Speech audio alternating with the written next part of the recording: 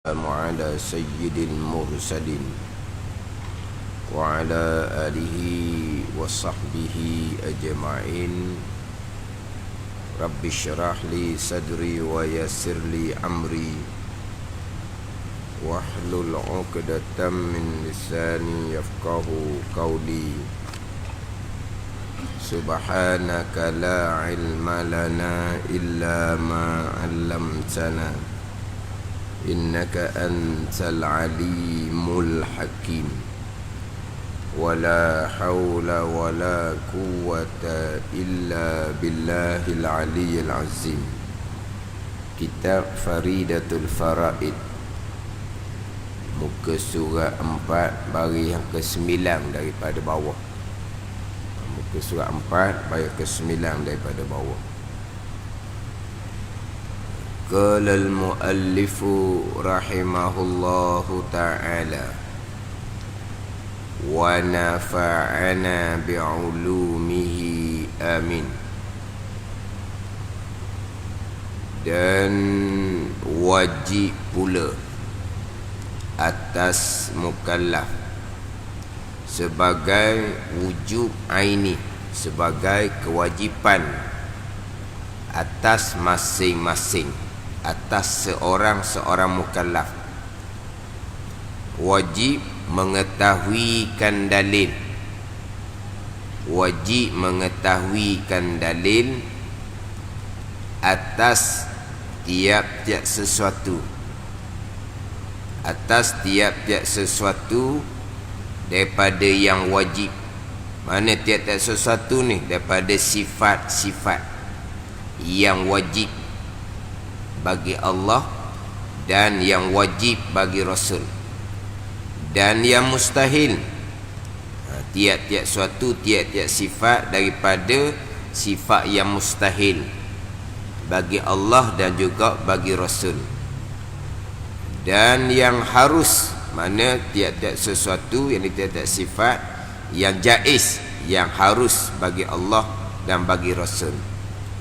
Wajib pula atas mukallaf mengetahuikan dalil ni, illah dia, sebabnya, supaya tiada jadi ia mukallaf muqallid. Muqallid, siapa muqallid ni? Iaitu muqallid, orang yang jazam, orang yang pegang kejap, orang yang pegang putus ia orang dengan perkataan orang yang lain. Jazam ni dengan ketiadaan mengetahui dalilnya, mengetahui dalil yang dia duk jazam pegang tu, dalil dia tak tahu, hanya jazam putus pegang kejap semata-mata turut perkataan orang yang lain. Itu muqallid. Muqallid ni asal dia kok orang yang turut orang semata-mata, tu muqallid. Isim fa'il tu qallada yuqallidu, muqallidun, orang yang taklid, orang yang turut orang semata-mata tanpa ada dalil sendiri. Itu muqallid, orang yang taklid, orang yang turut orang lain semata-mata tanpa ada dalil sendiri. Dan wajib pula atas mukallaf, wajib pula. Biasanya kalau kita kod Melayu ni, pula di sini dengan makna jugalah. Dia kalau perkataan Arab, dia aidan, itu perkataan Arab. Kita terkadang terjemah dengan pula, terkadang terjemah dengan juga. Pula ataupun dia pula ke pula, boleh belaka tau. Lepas tu juga ke juga. Dia kalau kata pula ni kita tak apa nak pandai cakap, kena kata pula tau. Kalau kata pula wajib pula, maknanya berulang kewajipan. Kewajipan yang sama. Kalau kata wajib juga, dengan bahawa sebagaimana terdahulu wajib mengetahui sifat Allah, sebagaimana terdahulu wajib mengetahui sifat Rasul, wajib juga mengetahui dalil bagi tiap-tiap sifat Allah dan sifat Rasul. Itu panggil juga. Ada ni. Kalau pula ni berulang-ulang benda yang sama. Inilah kalau kita cakap gitulah. Ada ni. Gini-gini contoh. Mari pula. Apa makna mari pula? Berulang-ulang. Tadi mari dah. Mari pula. Ada tu hak dikenang tu. Dah mari pula. Kalau kata mari juga, mana apa? Orang lain mari, dia sama jugalah mari. Tapi bukan berulang-ulang. Ada ni. Jadi di sini sebagaimana terdahulu wajib mengetahui akan sifat Allah, wajib mengetahui akan sifat Rasul, wajib juga mengetahui dalil. Sebagaimana wajib mengetahui sifat Allah, sebagaimana wajib mengetahui sifat Rasul, wajib juga mengetahui akan dalil bagi sifat Allah dan sifat Rasul. Dia pulak semana jugalah. Kalau pulak ni benda yang sama tetapi jadi berulang. Tu kalau pulak. Ni kalau kira halusi ibarat kita lah. Pulak kalau mengajar dia kata pulak dengan makna juga. Gitu jelah. Tapi kita okey je. Walhasil ni kalau sebut kata pulak, makna sebelum ni wajib dah berdalil. Tak. Sebelum ni wajib mengetahui sifat Allah. Sebelum ni wajib mengetahui sifat Rasul. Lepas tu kenapa pula dengan makna juga sebagaimana wajib mengetahui sifat Allah, sebagaimana wajib mengetahui sifat Rasul, wajib juga mengetahui akan dalil bagi tiap-tiap sifat Allah dan sifat Rasul tadi. Jadi pula dengan makna juga. Dan wajib pula, ini wajib juga atas mukallaf. Mukallaf ni orang yang ditaklifkan syarak, orang yang diberati pada hukum syarak, orang yang berakal serta baligh.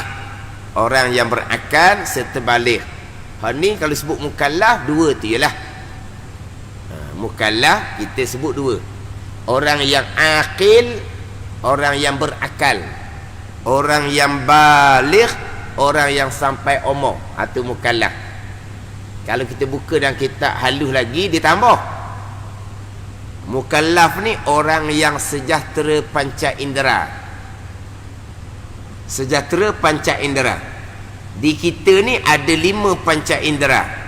Panca indera penglihatan, pendengaran, panca indera bau, panca indera rasa dengan lidah, panca indera sentuh dengan sekalian anggota tubuh. Jadi sejahtera panca indera yang dikendaki orang mukallaf ni sejahtera penglihatan dan pendengaran. Sebab memang kita boleh tahu dengan panca indera bau, kita boleh tahu dengan panca indera rasa, dan kita boleh dapat tahu juga dengan panca indera sentuh. Boleh tahulah, boleh tahu bau kalau panca indera bau. Kalau panca indera rasa boleh tahu manis ke masin ke. Kalau panca indera sentuh boleh tahu licin ke kasar ke. Maknanya kelima-lima panca indera menjadi sumber ilmu kepada kita. Tapi sumber ilmu yang utama adalah penglihatan dan pendengaran. Itu sumber ilmu yang utama. Jadi sejahtera panca indera yakni sejahtera penglihatan, sejahtera pendengaran. Dengan bahawa orang ni tidak buta, tidak pekak sekaligus. Situ je lah. Ini kita tambah sikit hak mukallaf. Tapi mukallaf ni kalau kita sebut cara pendek kok, orang yang akil, orang yang berakal, lagi baligh, makna sampai umur. Itu rekah. Tapi dan kita ditambah lagi orang yang sejahtera panca indera, yakni panca indera penglihatan dan panca indera pendengaran. 2 daripada 5 panca indera. Sebab 2 ni adalah sumber utama kepada ilmu, kepada pengetahuan. Jadi sejahtera panca dengan bahawa tidak buta, tidak pekak sekaligus. Kalau buta tapi telinga molek, mukallaf, sebab dia boleh dapat ilmu dengan pendengaran. Kalau dia pekak tapi mata nampak, dia boleh dapat ilmu dengan penglihatan, tu mukallaf. Ada ni. Hak tak mukallafnya buta, pekak sekaligus. Ni wallahu alam lah. Saya pun tak pernah jumpa. Cuma setakat orang beritahu sahaja. Dia kata ada saudara dia, anak beranak dia lahir dalam keadaan buta dan pekak. Buta dan pekak. Akal dia macam akal orang lain. Mana berakal lah. Tapi buta dan pekak. Mengikut umur balik. Tapi buta dan pekak. Faham tak ni? Nak dapat ilmu kok jalan mana? Dapat ilmu kod jalan mana? Tak ada jalan lah. Maka tidak mukallaf ahli syurga dianya. Cuma dia beritahu saudara dia ni mana mati muda lah. Tapi mati muda pun mati umur 20-an, makna balik dah. Dia mati selepas dia balik. Tapi dia tidak mukallaf. Tidak ada hukum, tidak ada catatan amalan. Sebab apa? Sebab dia buta, dia pekak sekaligus. Maka tidak mukallaf. Ada ni. Hak ni daripada lahir ni. Ada pun orang tua yang berpenyakit, dia kecil manis, saraf, akhirnya mata tak nampak. Kemudian telinga dia pula tak dengar dah sekarang ni. Ada ni. Tu mukallaf. Sebab dia bukan asal lahir. Ada ni. Dia bukan asal lahir, dia mukallaf. Orang yang kemudian hari tua dia buta, hari tua dia pekak, dia tetap mukallaf. Sebab dia ilmu ada dah. Ada ni. Cuma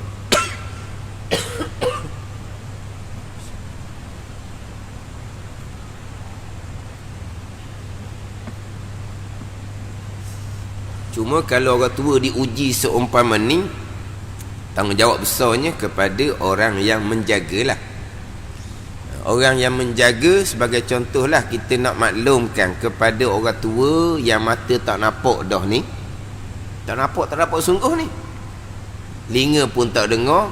Macam mana nak maklumkan sembahyang?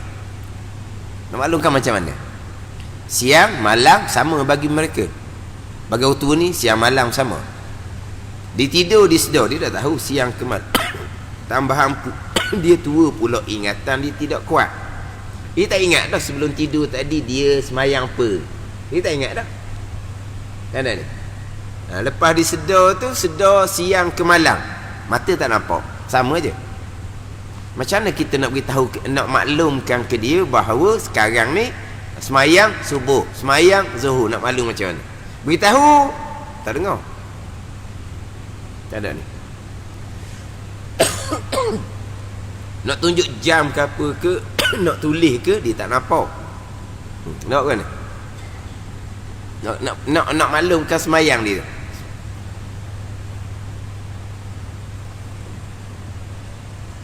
Orang tua, Tuhan uji hanya tidak nampak penglihatan, pendengaran comel. Pun semayang dia, kita kena beritahu semayang apa. Dia tidur. Dia bangun, dia pun semayang. Tengok semayang 2 rakaat. Semayang apa tu? Semayang subuh lah, dia kata. Subuh apa siang hari? Dah dia tak nampak mata, tapi telinga dengar. Pun kita kena pandu. Sebab dia tak nampak, tak tahu ke pukul lah, tak tahu ke siang, tak tahu ke malam. Tidur je, bangun semayang subuh lah. Kena siang hari. Mana kita kena maklumkan. Tapi waktu mudah. Sebab dia masih lagi telinga dengar. Tapi kalau dua-dua, mata tak nampak, telinga tak dengar, nak maklum macam mana? Itu kewajipan lah tu kepada orang yang hak duduk jaga tu. Nampak ke mana? Tulis. Ambil apa-apa tulis kot tapak tangan. Eja. Subuh eja.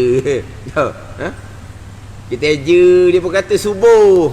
Kita pun raik pulak di tangan dia tu. Ke mana? Ya ke tak ya ke dia tak dengar. Mana? Tapi waktu mukallaf. Sebab dia buta pekak bukan daripada asal kejadian. Kita sebut tadi ni buta pekak asal kejadian, dia tidak mukallaf. Satu lagi ya, mukallaf orang yang sampai seru. Orang yang sampai dakwah. Orang yang sampai seru agama, itu mukallaf.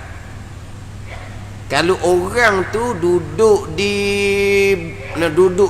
pucuk bukit, kita kata, dia tak sapa pun, syariat agama tak sapa, tak mukallaf. Dia mati ahli syurga. Mana ni? Sekarang wallahu alam lah, ada dak orang yang tak sampai seru, tak sampai dakwah agama Islam. Ada orang duduk di satu tempat yang mana mereka tak tahu pun bahawa ada dunia luar. Ada Tarzan ada. Tarzan ke Tarzan ke apa panggil? Tu cerita karut. Tapi nak ceritanya, dia tak tahu dunia luar. Dunia dianya beruk, kera, binatang hutan je dunia dia. Gitulah. Abang apa ni? Tidak sampai seru, maka tidak mukallaf. Mukallaf orang yang berakal, balik, sejahtera panca indera dan sampai seru. Itu orang mukallaf. Atau kalau kita panjang sikitlah bicara. Tapi kalau kita berkaitan, mukallaf orang yang akil, balik. Wajib pula atas mukallaf orang yang berakal, lagi sampai umur. Wajib di sini sebagai wujud aini. Wajib fardu ain. Ain atas diri masing-masing. Wajib apa ni? Mengetahuikan dalil. Mengetahuikan dalil. Bila sebut kata wajib mengetahui dalil, bukan mengetahui dalil tu yang wajib. Yang wajibnya adalah belajar hingga mengetahui dalil. Belajar hingga mengetahui dalil. Sebab mengetahui, tahu, reti, pandai qada Allah Subhanahu wa taala. Kewajipan atas kita adalah ikhtiar dan usaha. Itu kewajipan kita. Apa ikhtiar usaha kita? Belajar. Itu ikhtiar usaha. Hak tu wajib atas kita. Belajar, tahu, reti, pandai. Itu qada Allah Subhanahu wa taala. Kita berpegang, ikhtiar usaha kita tidak berkah sama sekali. Jadi maknanya tahu kita, reti kita, pandai kita, qada Allah Subhanahu wa taala. Sebab itulah orang yang tahu, orang yang reti, orang yang pandai tidak boleh riak unjuk takabur. Sebab itu bukan hak dia. Itu qada Allah Subhanahu wa taala. Hak dianya adalah ikhtiar dan usaha, buat asbab iaitu belajar, tapi ikhtiar usaha tak berkah sama sekali. Bukan kata ikhtiar usaha dia berkah, diri ikhtiar usaha tu pun qada Allah Subhanahu wa taala.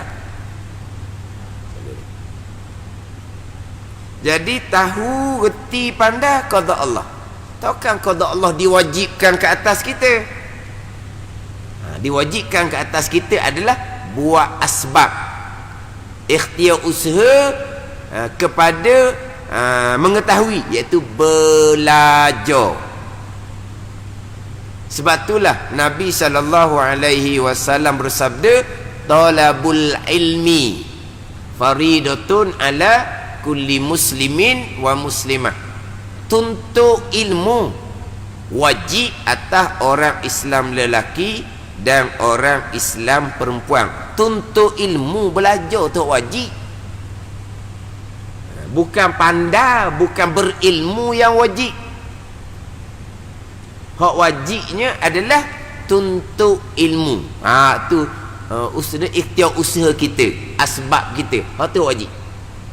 Jadi di sini wajib pula atas mukallaf mengetahui dalil, yakni belajar sehinggalah mengetahui dalil sendiri. Sebab itulah ada orang yang dalam kitab disebut sebagai orang yang tidak terima pelajaran. Itulah kitab. Orang yang tidak terima pelajaran. Kalau kita cakap ke orang yang IQ-nya rendah, mana kurang cerdik. Ayat comel belaka tu dah. Tak katalah bodoh ke ni benok ke, tak kata lagi tu dah. Sebut bodoh, sebut benok tu kasar. Mana apa? Kurang cerdik. IQ-nya rendah. Dan kitab lama dia kata orang yang tidak terima pelajaran. Tak terima pelajaran bukan maksudnya orang ajar dia malas, bukan. Ni tak terima pelajaran ni, mana apa orang ajar, orang nasihat, orang apa dia tak pakai pun. Lain kata hendak ni. Orang yang tidak terima pelajaran dengan bahawa ajar pun tak erti. Ajar pun tak erti. Dia kurang cerdik. Ajar ke dia berpegang Allah ada. Kejap. Dalilnya ada langit, ada bumi. Okey dia kata. Faham dia kata. Esok kita ulang tanya balik. Berpegang Allah ada. Berpegang Allah ada. Dalil? Dalil. Dalil apa pula? Ajar dah kemarin kan? Dalil apa? Inilah ada langit, ada bumi menjadi dalil Allah ada. Allah dah dia tak nak pergi dah. Dia nak pergi dah. Abang apa ni? Tak terima pelajaran. Maka berdosa ke tak? Tak berdosa. Sebab dia belajar. Cuma Tuhan tidak qadakkan dia mengetahui. Maka tak berdosa lah dia. Hak berdosanya orang yang tak belajar. Tak berdosa. Ni dia belajar, dia buat asbab, tapi tak reti, tak tahu-tahu, tak reti juga, tak pandai juga dalam bab dalil. Maka tidak berdosa orang ni. Itu dia akan cerita di hadapan berkaitan dengan orang yang berpegang tanpa berdalil. Berpegang tanpa berdalil, sebab tu dia terdepan tu dengan sebab meninggalkan akan belajar. Sebab meninggal belajar, janji belajar, tak berdosa walaupun dia tidak mengetahui dalil. Sebab dia tadilah tidak terima pelajaran. Jadi di sini mengetahui dalil bukan wajib mengetahui dalil, wajib belajar sehingga mengetahuikan dalil. Dalil ni atas tiap-tiap sesuatu daripada yang wajib dan yang mustahil dan yang jaiz, yang harus itu. Mengetahui atas tiap-tiap sifat yang wajib bagi Allah dan Rasul, sifat yang mustahil bagi Allah dan Rasul, dan sifat yang harus bagi Allah dan Rasul. Bagi tiap-tiap sifat tu wajib mengetahuikan dalil. Dia dalil-dalil ni bahasa Melayu dah. Dalil ni, dia dalil ni bahasa Arab. Dalla yadullu dalilan, tu bahasa Arab. Dalil ni kalau bahasa kita gak apa? Penunjuk.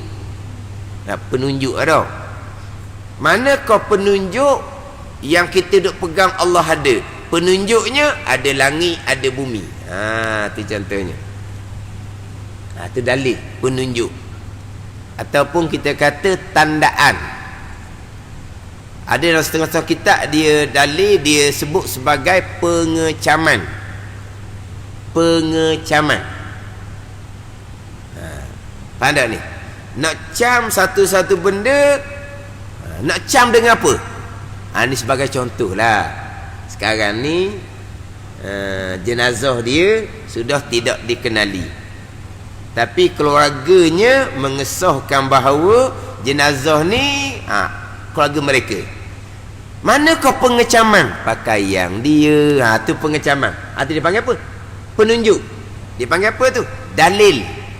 Tandaan bahawa jenazah yang tidak dikenal ini adalah saudara mereka. Mana pengecaman? Mana penunjuk? Mana tandaan? Pakaian. Ada contoh. Kata ada kitab di dalil ni pengecaman.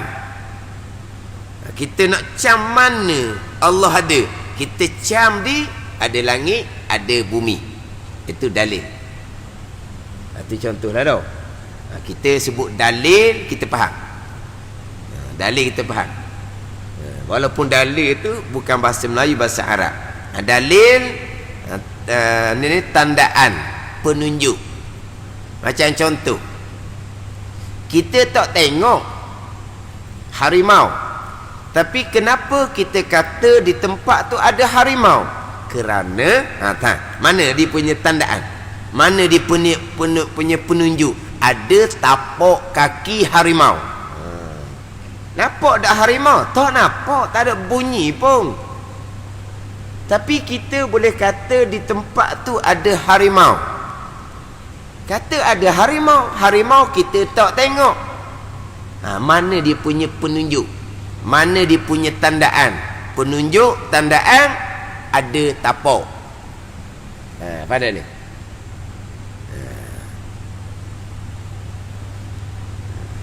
Itu dipanggil dalil. Dalil. Kita tak nampak api, tapi kita kata ada orang bakar dalam hutan tu. Ada orang bakar dalam hutan. Nampak api? Tak nampak. Macam mana kita boleh kata orang tu ada bakar dalam hutan? Sebab nampak asap. Asap tu menjadi dalil, tandaan, penunjuk bahawa ada bawah tu ada orang bakar. Gitu je lah. Dan kita kata orang bakar nampak ke tak? Tak nampak. Tapi boleh kata sebab ada dalil, ada tandaan, ada penunjuk, iaitu nampak asap. Itu dipanggil dalil. Dalil, penunjuk, tandaan atas tiap-tiap sifat yang wajib bagi Allah dan Rasul, sifat yang mustahil bagi Allah dan Rasul, sifat yang harus bagi Allah dan Rasul. Yang mana kita ni masih lagi di pembicaraan makrifah, permulaan agama. Kita masih lagi bicara di makrifah, iaitu permulaan agama. Permulaan barang yang wajib atas tiap-tiap mukallaf terdahulunya adalah mengenal akan Allah Subhanahu wa taala. Kita masih duduk di tajuk tu.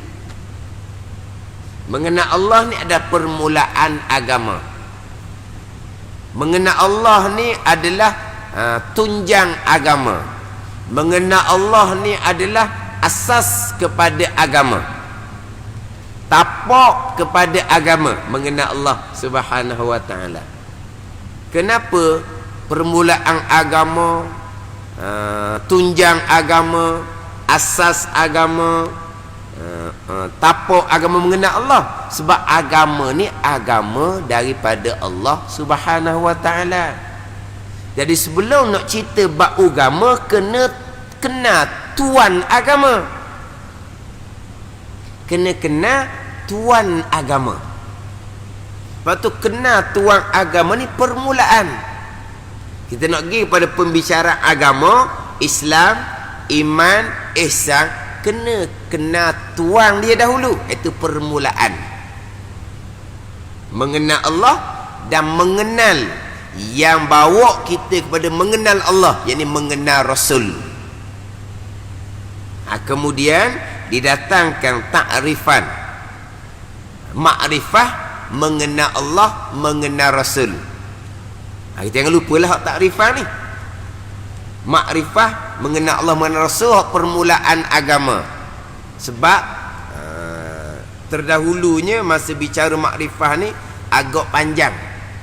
Bicara berkaitan dengan makrifah, kemudian apakah beza makrifah hak permulaan agama dengan makrifah kemuncak agama. Itu waktu mana ni ulang acak-acak kali dah terdahulunya. Kita bicara di sini adalah makrifah syariah, makrifah ammah, makrifah orang kebanyakan. Hak ni hak permulaan agama.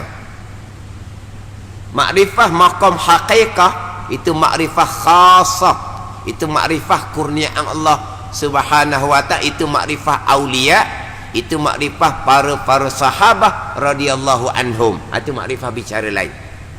Itu makrifah tu tidak ada kewajipan ke atas kita. Yang sekarang ni kita bicara makrifah yang wajib atas kita. Makrifah yang wajib atas kita makrifah syariat lah. Itu makrifah kurniaan Allah kepada orang sampai maqam haqiqah, orang sampai maqam aulia, sebagaimana para sahabat radhiyallahu anhum. Itu makrifah kurniaan Allah yang bukan diwajibkan ke atas kita. Itu kurnia Allah Subhanahu wa ta'ala. Ini makrifah wahdatul af'al tu. Tu bicara maqam lah tu.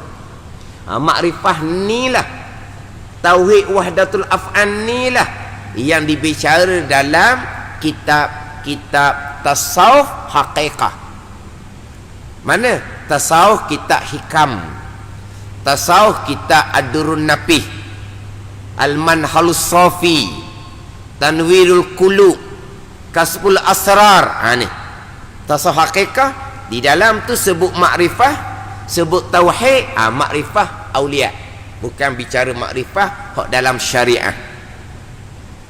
Kalau dalam kitab-kitab haqiqah, bagian-bagian keadaan belum lagi makrifatullah, dengan bahawa belum naik makrifah aulia, dengan bahawa kita makrifah syariah. Tak ada apa-apa pun. Tapi kalau dalam kitab syariat kita ni belum makrifatullah tu kafir. Adapun dalam kitab haqiqah belum makrifatullah, dengan bahawa belum naik maqam aulia, belum sampai maqam wahdatul af'al. Itu bicara syuhud lah, kita bicara kurnia Allah Subhanahu wa ta'ala. Jangan campur. Campur pun noh. Bagian-bagian keadaan belum lagi mentauhidkan Allah. Tauhid mana ni?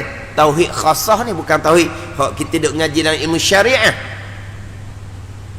Bagian-bagian dah kita hikam masih lagi mensyirikkan Allah, bukan syirik syariah. Tu syirik hakikat, tu bicara lain. Kalau kata bagian dihukumkan riddah, murtad, bukan cerita murtad syariah, murtad maqam, daripada maqam muqarrabin, hampir dengan Allah, dia berlaku satu perkara, dia pun murtad, dia pun terbalik maqam. Kita syariah sebut kata murtad, terkeluar agama Islam, terundur daripada agama Islam. Itu murtad dalam syariah.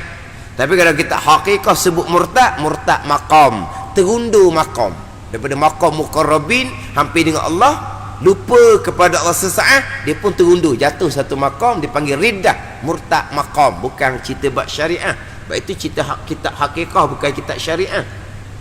Ni kita bicara kitab syariah. Ni kitab tauhid syariah, hak permulaan agama. Ada orang ceramah, awaluddin ma'rifatullah, permulaan mengenal Allah, mengenal hak maqam aulia. Jauh lari tu, bukan. Ni apa makrifah dalam kitab Faridatul Faraid? Makrifah ni jazam, putuh di hati, yang pertama. Yang kedua, hak kita jazam tu muwafaqah dengan yang sebenar. Yang ketiga, berdalil. Ni kita bicara dalil, bicara makrifah lah. Itu makrifah, kita bicara makrifah syariah. Yang pertama jazam, pegangan yang putuh, Allah ada. Pegangan yang putuh, Rasul benar. Kemudian yang kedua, kita pegang Allah ada, muwafaqah, bertepatan dengan sebenar-benarnya, waqi'. Memang bertepatan, Allah ada, bertepatan, Rasul benar. Yang ketiga, berpegang Allah ada dalil dia. Berpegang Rasul benar, ada dalil dia. Itu dia panggil makrifah permulaan agama, mengenal Allah dan mengenal Rasul. Tapi makrifah mengenal Allah, mengenal Rasul hanya duduk tahap jazam, putus di hati, Allah ada. Jazam, putus di hati, Allah melihat. Jazam, putus di hati akan qada dan qadar Allah, kudrah dan iradah Allah. Ini makrifah permulaan agama ni. Duk tangga jazam, pegang ayat putus, memang hati lalai, lupa akan Allah Subhanahu wa ta'ala. Itu bab lain. Itu bab kedudukan orang awam, tak ada salah. Tapi orang lalai, orang lupa akan Allah inilah yang mudah diperdaya oleh syaitan. Kenapa kita melakukan perkara yang Tuhan larang? Kita berpegang, Allah mengetahui, Allah melihat, kita berpegang. Tapi kenapa kita melakukan perkara Tuhan? Kita lupa akan Allah, lupa diingatan, dipegangan, tak lari dah, jazam putus dah. Allah melihat, Allah mengetahui zahir dan batin. Tapi oleh kerana kita hanya jazam putus, hati kita lalai, lupa akan Allah yang mengetahui, yang melihat. Sebab itulah kita mudah diperdaya oleh syaitan. Orang kita melakukan perkara Tuhan larang. Kalau orang tak ada je, lain lalu peseng kita. Kalau kau luar comel sangat-sangat, tapi kau hati dalam derhaka kepada Allah dengan riak, ujub dan takabur. Kenapa jadi seumpama tu? Sebab kita lupa akan Allah yang melihat dan mengetahui zahir dan batin. Tapi kita berpegang ke tak? Kita tetap dah berpegang. Tapi duduk tangga berpegang jazam ni, dalaman tak kuat, kita banyak lupa, lalai akan Allah Subhanahu wa ta'ala. Kita jazam, pegang kejap, qada dan qadar. Semua yang berlaku ni qada dan qadar. Jazam, kita pegang. Semua yang berlaku ni qada dan qadar. Tapi kita ingat tak qada dan qadar? Kita tak ingat. Kita sekarang nampak terang. Sebab apa? Sebab ada lampu, ada cahaya lampu. Sebab apa? Sebab mata kita comel, kita pakai cermin mata, maka kita pun nampak terang. Hak tu ada di ingatan kita. Pegangan kita nampak terang, tu perbuatan Allah, bukan kerana cahaya lampu, bukan kerana biji mata, bukan kerana cermin mata. Berlaku nampak ni qada dan qadar, itu pegangan. Tapi di ingatan kita lupa, lalai akan qada qadar Allah Subhanahu wa ta'ala. Ini duduk tangga jazam begitulah. Sampai makrifah khasah, sa'ah demi sa'ah, napah demi napah, detik demi detik, hati hanya syuhud akan Allah, hanya ingat akan Allah dengan zauq. Ini kurnia Allah, bukan buat-buat. Kita dengar ni, orang duk ngajar kita dengar. Sebab apa kita boleh dengar? Sebab suara kuat. Suara kuat mari mana? Mari daripada speaker, jadi kuat. Telinga kita pula gegendang, telinga kita comel, kita pun dengar. Walau dengar kita tu adalah perbuatan Allah. Suara jadi kuat ni bukan perbuatan speaker, perbuatan Allah. Kita boleh dengar pun perbuatan Allah, bukan perbuatan telinga. Semua yang berlaku kan, rukun iman yang keenam kita bicara panjang. Terdahulunya qada dan qadar, tapi diingatan tidak ada. Sebab apa? Kita duduk tangga jazam sahaja. Hak peringkat permulaan agama. Basirah kitanya tidak terbuka. Basirah kita tidak terbuka. Kenapa basirah kita tidak terbuka? Macam mana nak terbuka basirah? Kaifa yashruku qalbun suwarul akwani mumtabi'atun fi mir'atih. Ini dah kita hikam Ibn Athaillah Sakandari. Betapa terbuka hati yang mana gambaran makhluk tertobak di cermin hati. Ini di hati kita kan makhluk kan? Di hati kita ni bukan makhluk. Di hati kita ni hal diri kita makhluk. Hal diri kerja kita makhluk. Hal gerak diam kita makhluk. Hal harta benda kita makhluk. Ni di hati kita tertobak, tidak akan terbuka basirah, tidak akan terbuka. Tidak akan terbuka. Kaifa yashkul qalbun. Macam mana boleh terbuka hati kalau gambaran makhluk tertobok di hati? Salah ke gambaran makhluk tertobok di hati? Tak salah, itu orang awam. Macam mana nak hilangkan makhluk di hati? Tu bicara panjang tu. Nak bicara tu lengkapkan syariat agama terlebih dahulu. Akidah kena clear molek. Semayang bang tiang agama kena clear berscomel molek. Bab ketaatan batin tu kena clear molek. Maksiat zahir pun kena beres. Maksiat mata, maksiat telinga, maksiat lidah, maksiat perut, makanan yang kita makan, maksiat tangan kaki, maksiat batin ni kena jaga hak tu dulu. Baru nak bicara macam mana nak hilangkan gambaran makhluk yang tertobok, yang terpatri, yang cop di cermin mata hati kita. Tu bicara lain tu. Ada ni. Jadi kita jazam putus yang berlaku ni semua adalah qada dan qadar Allah. Tapi di ingatan kita semuanya makhluk belaka. Kita sekarang ni duduk tak terbalik kerana kekuatan yang ada di tubuh kita. Kalau kita tidak ada kekuatan di tubuh kita, macam orang yang terlantar tu, kita angkat dia duduk, kita lepas dia akan jatuh balik. Sebab apa? Sebab dia tidak ada kekuatan. Adapun kita duduk tak terbalik walaupun tidak bersandar. Kenapa? Kerana kita ada kekuatan. Walha duduk tak terbalik kitanya qada dan qadar Allah, bukan tenaga yang di tubuh kita. Tapi kita ingat qada qadar, kita tak ingat. Tapi jazam tak di hati. Jazam itu makrifah, permulaan agama. Dah wajib tak kita nak ingat ni Allah, Allah, Allah. Tak wajib.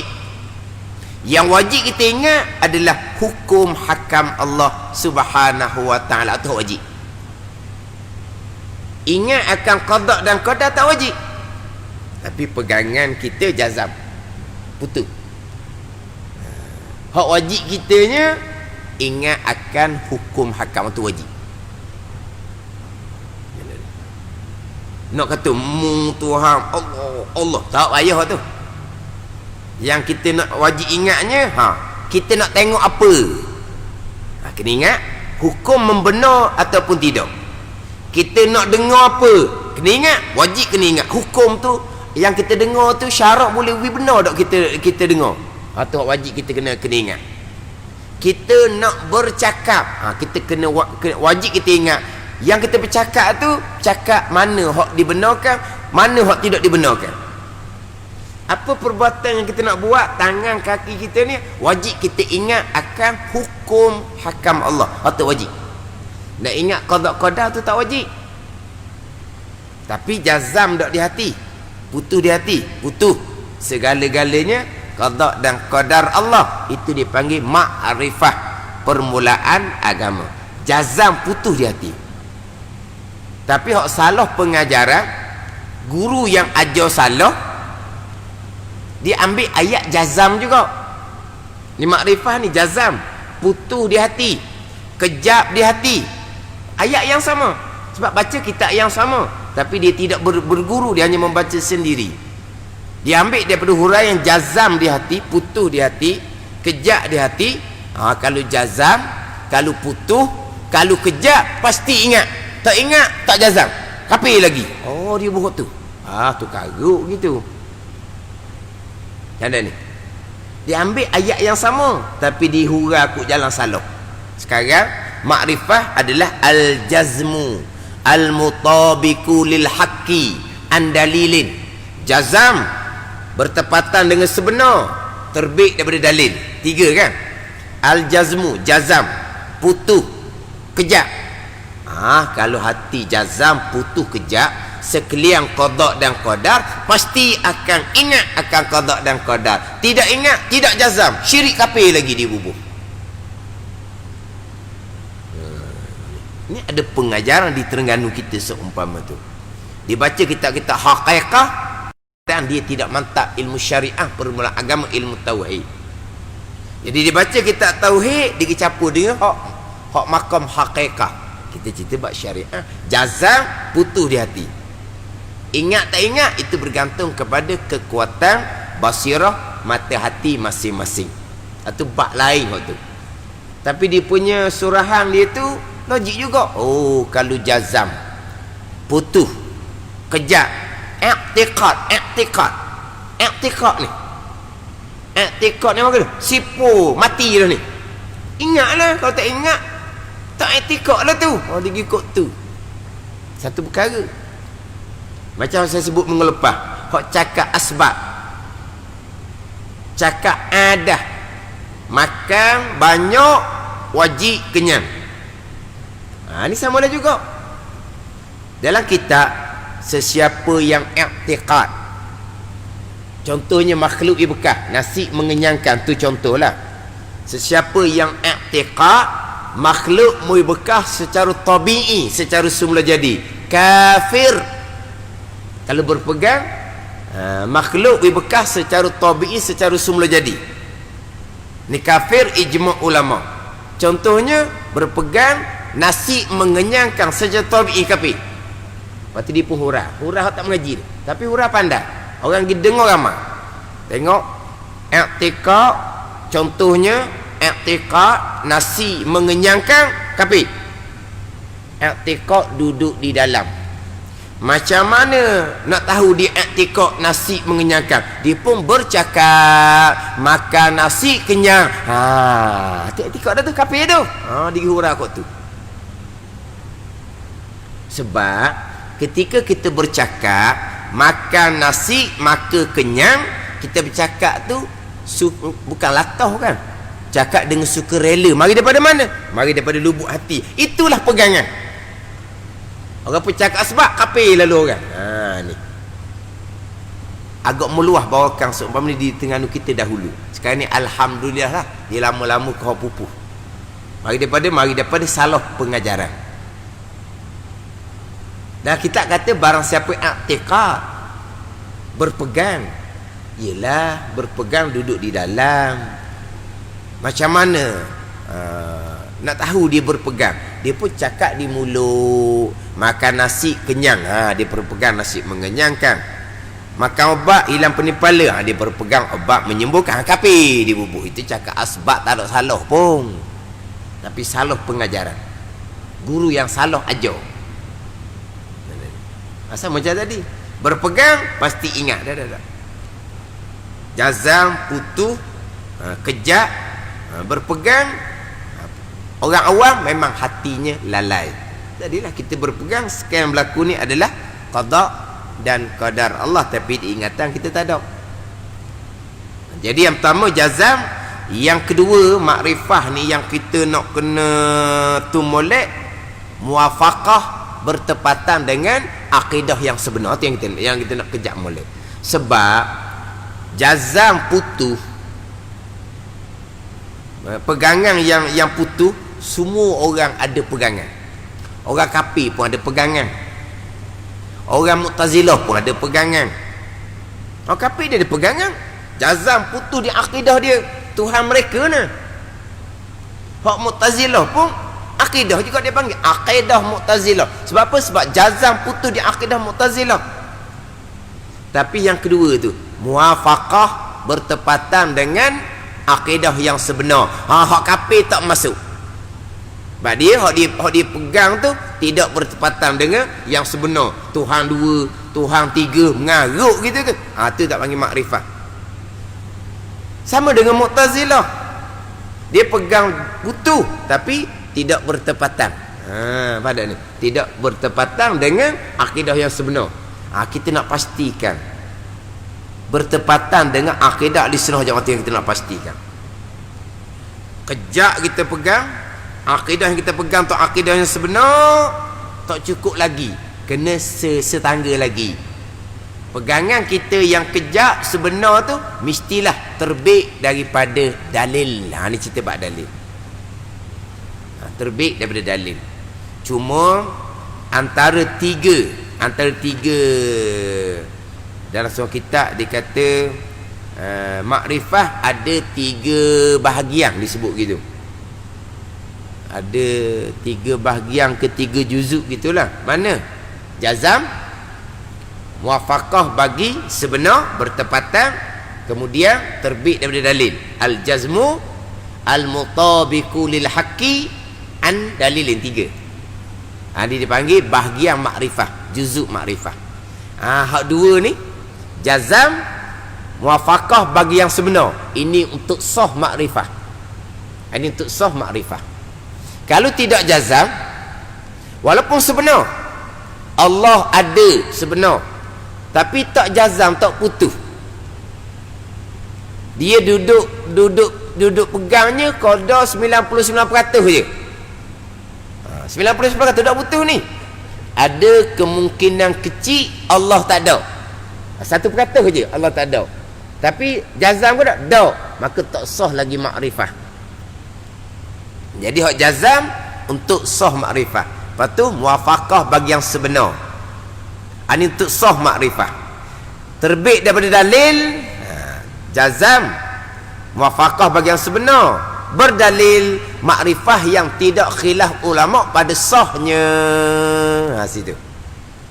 Sebab nanti dia akan bicara hukum orang muqallid, orang yang berpegang tanpa berdalil, hanya semata-mata turut orang khilaf ulama, sama ada iman di makrifah dia sah ataupun masih lagi dihukumkan kafir. Pandangan muktamad sah tapi berdosa kalau dia tidak belajar. Dia terima pelajaran tapi dia tak belajar, maka berdosa.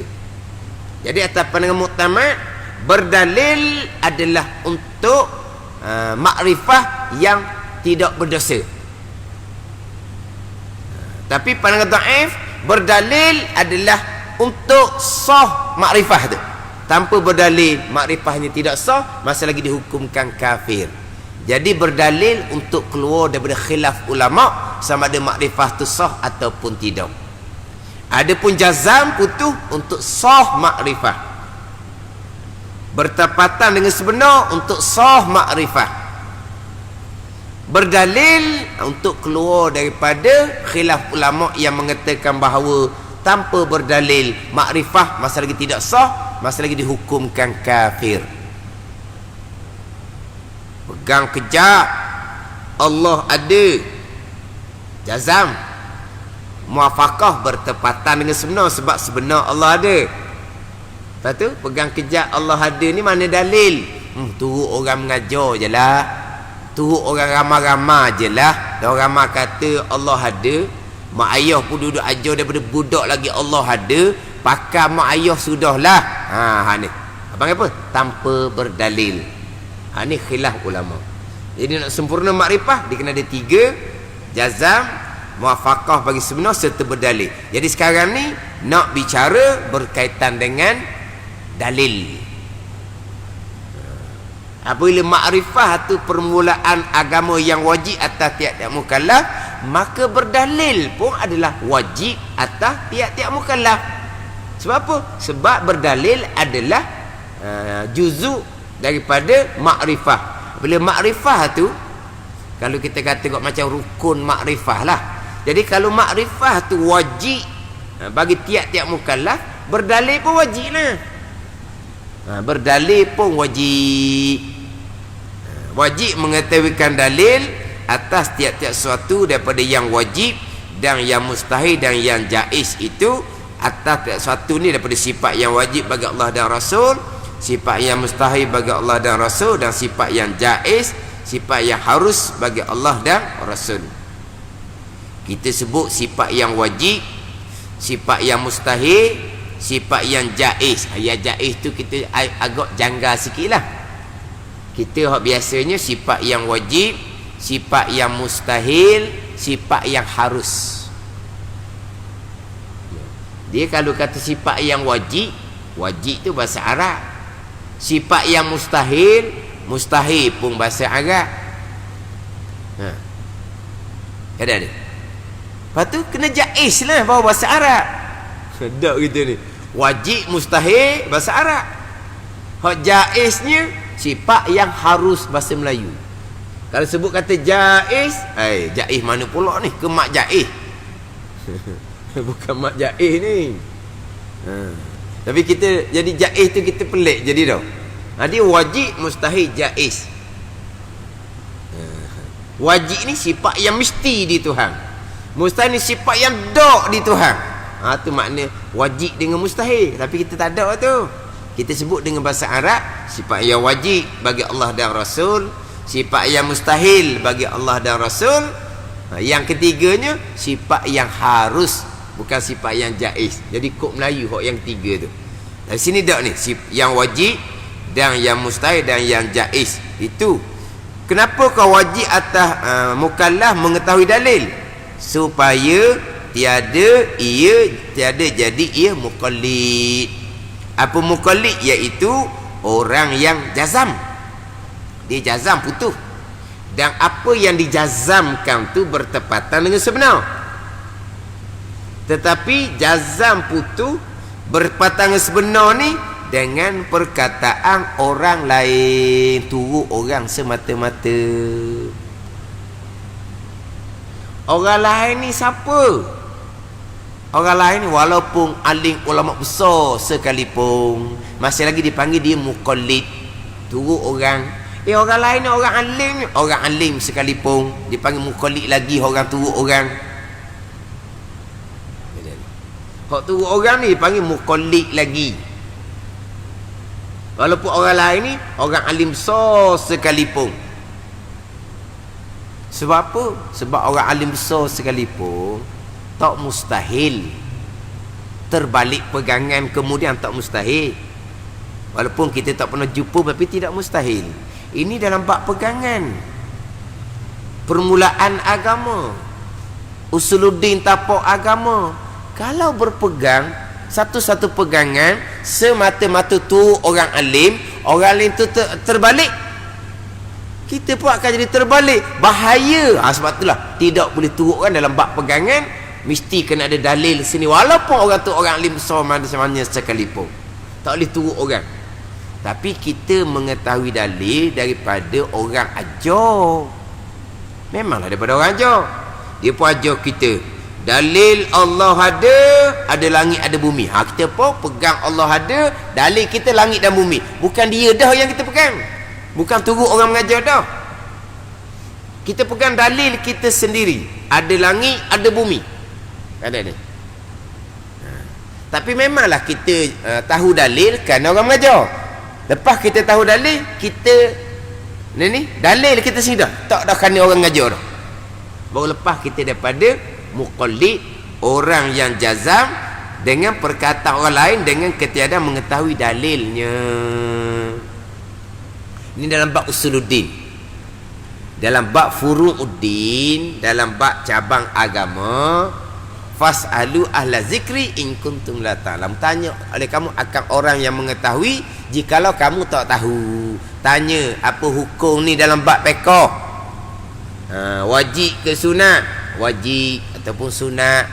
Sah ke batal? Jawapan dia sah, jawapan dia batal. Kita pun turutlah hak dia. Dia kata wajib, kita pun buat. Dia kata sah, kita pun buat. Dia kata haram, kita pun tinggal. Dia kata batal, kita pun tinggal. Kita buat, kita tinggal ni, kita turut orang mengajar semata-mata. Mana dalil? Mana dalil ayat Al-Quran? Mana dalil hadis Nabi sallallahu alaihi wasallam hak kata wajib, hak kata sunat, hak kata sah, hak kata batal? Mana dalil? Kita tak tahu dalil dalam bab furu' agama, tak apa.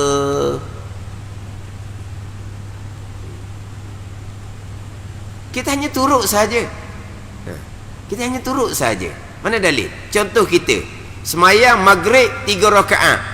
Ambil mana? Mana dalil? Turut orang ngajar. Tu orang turut orang. Isyak nanti 4 rakaat. Mana dalil? Mana dalil? Kita semayang ada rukun 13. Mana dalil? Mana dalil? Takbir rukun semayang. Mana dalil? Fatihah rukun semayang. Mana dalil? Rakaat i'tidal sujud rukun semayang. Mana dalil? Tak ada dalil. Kita hanya turut orang mengajar je. Itu dipanggil pemuqallid, turut orang. Tapi dalam bab furu' agama tak salah. Gitu jelah. Dalil ada ke tak? Dalil ada belaka tu. Hukum hakam agama sumbernya Al-Quran dan hadis. Berdalilkan hukum agama dengan Al-Quran dan hadis.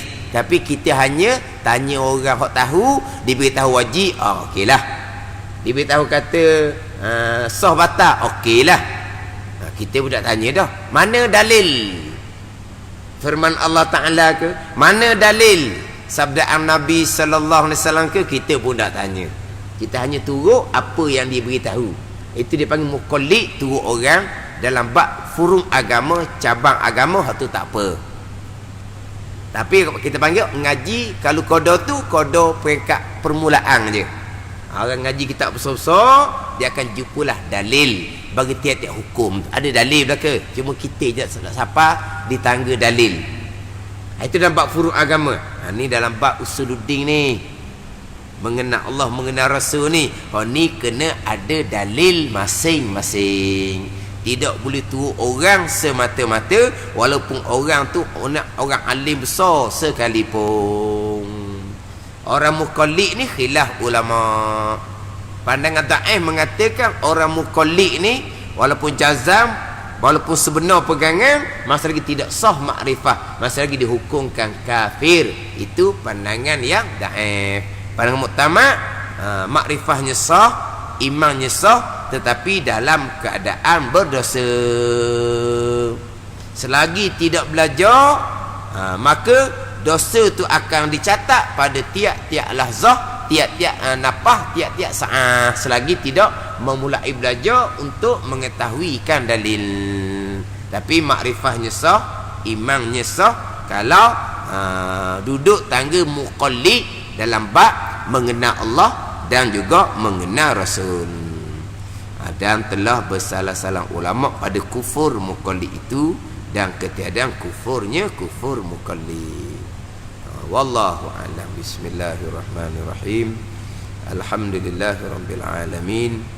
Wassalatu wassalamu ala sayyidil mursalin wa ala alihi wa sahbihi ajma'in.